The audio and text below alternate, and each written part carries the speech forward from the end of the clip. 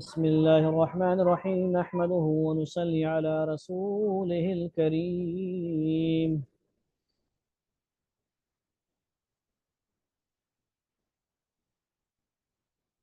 فضائل ذکر کے حوالے سے حدیث نمبر 7 سیشن نمبر 7 ہے. عن معاذ بن جبل رضی اللہ تعالی عنہ قال قال رسول اللہ صلی اللہ علیہ وسلم ليس يتحسر اہل الجنة الا على ساعة مرت بهم لو لم يذكروا الله تعالی فيها. حضور اقدس صلی اللہ علیہ وسلم کا ارشاد ہے کہ جنت میں جانے کے بعد اہل جنت کو دنیا کی کسی چیز کا بھی قلب کو افسوس نہیں ہوگا. ٹھیک ہے جی، کسی چیز کا پچھتاوا افسوس نہیں ہوگا بجز سوائے اس گھڑی کے جو دنیا میں اللہ کے ذکر کے بغیر گزر گئی ہو. اللہ اکبر. اخرجہ الطبرانی وفی البیہقی کذا فی الدر وفی الجامع رواه الطبرانی فی الکبیر والبیہقی فی الشعب ورقم له بالحسن وفی مجمع الزوائد رواه الطبرانی ورجاله ثقات فی شیخ الطبرانی خلاف واخرجہ وبی ابن ابی دنیا والبیہقی عن عائشة بمعنى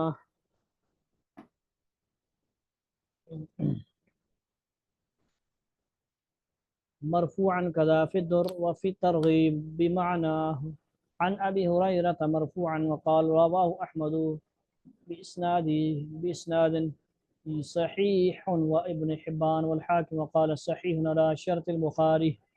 یہ چیزیں بھی ضروری ہوتی ہیں، کسی کو سمجھ آئے نہ آئے، لیکن حدیث پہ لوگ اعتراض وغیرہ بھی کرتے رہتے ہیں. خلاصہ کیا ہوا، فائدہ کا ہوا حدیث کا.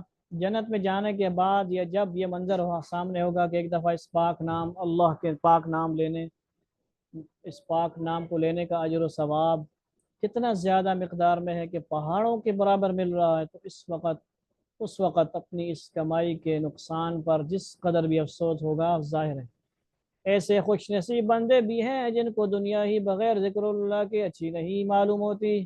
حافظ ابن حجر رحمۃ اللہ علیہ نے مربعات میں لکھا ہے کہ یحییٰ بن معاذ رازی رحمۃ اللہ علیہ اپنی مناجات میں کہا کرتے تھے، مناجات بھی دعائیں ہوتی ہیں، اللہ تعالیٰ سے باتیں کرتے کرتے دعائیں کرنا.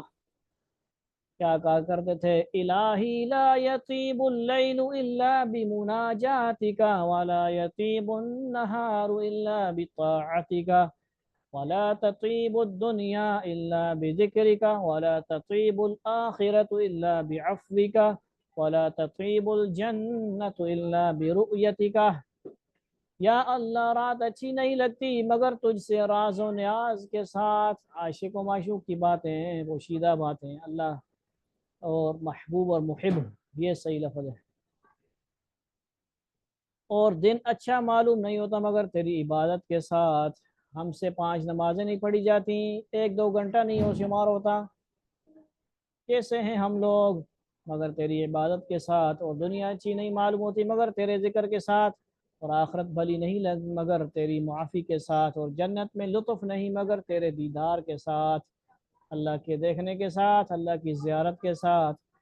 حضرت سری رحمۃ اللہ علیہ فرماتے ہیں کہ میں نے جرجانی رحمۃ اللہ علیہ کو دیکھا کہ ستو پھانک رہے ہیں. اللہ، ستو کھا رہے ہیں، کھانا نہیں کھا رہے. میں نے پوچھا کہ یہ خشک کی پھانک رہے ہو یعنی سوکھا، بغیر مطلب پانی میں ڈالے، یا اسی طرح کھا رہے ہو؟ کہنے لگے کہ میں نے روٹی چبانے اور پھانکنے کا جب حساب لگایا تو چبانے میں اتنا وقت زیادہ خرچ ہوتا ہے کہ اس میں آدمی 70 مرتبہ سبحان اللہ کہہ سکتا ہے. اس لیے میں نے 40 برس سے روٹی کھانا چھوڑ دی.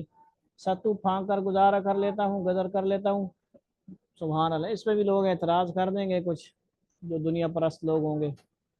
بہرحال اللہ والوں کے بے شمار واقعات ہیں، اللہ والوں کو اللہ تعالیٰ قوت عطا فرماتے ہیں. منصور بن معتمر رحمۃ اللہ علیہ کے متعلق لکھا ہے کہ 40 برس تک عشاء کے بعد کسی سے بات نہیں کی.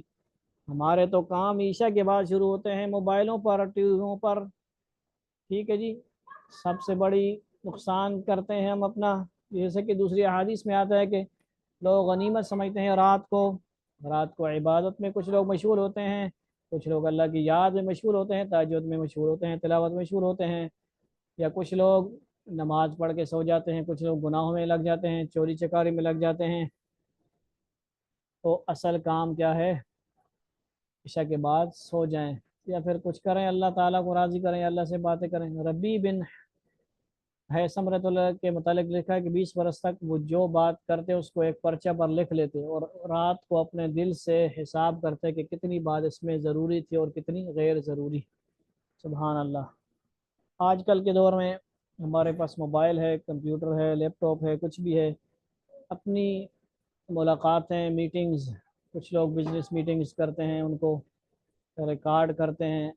ٹھیک ہے جی، ہم اپنے ہر لمحات کو کیا کریں؟ ریکارڈ کریں، اپنی زندگی کے ریکارڈ کو رکھیں، تو بہت ساری اس میں ہم بعد میں اس کو دیکھیں، سنیں، چیک کریں۔ جس طرح لائیو کلاسز بھی ہوتی ہیں ہم لوگوں کی، قرآن کی کلاسیں ہوتی ہیں، ریکارڈ کر کے دیتے ہیں بچوں کو تاکہ وہ سنیں، فائدہ اٹھائیں، اور ہم سے کوئی کمی بیشی ہو تو اللہ تعالیٰ ہمیں معاف فرمائے، اس کو ہم توبہ استغفار کریں۔ تو یہ جدید دور میں اس طرح بھی اپنی ہم محاسبہ کر سکتے ہیں، اپنی چیزوں کو، اپنی میٹنگز کو، باتوں کو، تنہائی والی جو خاص ہمارے لمحات ہیں اس کو ہم ریکارڈ کریں تاکہ بعد میں اللہ سے توبہ استغفار بھی کریں۔ ضروری نہیں اس کے اندر ویڈیو بنائیں، آڈیو ریکارڈنگ کریں اپنی، اور اللہ تعالی ہمیں اس حدیث پر بھی عمل کرنے کی توفیق عطا فرما دیں، سمجھ عطا فرما دیں، اور اپنی یاد کی جو قدر ہے اللہ تعالی ہمیں نصیب فرما دیں۔ وآخر دعوانا ان الحمد للہ رب العالمین۔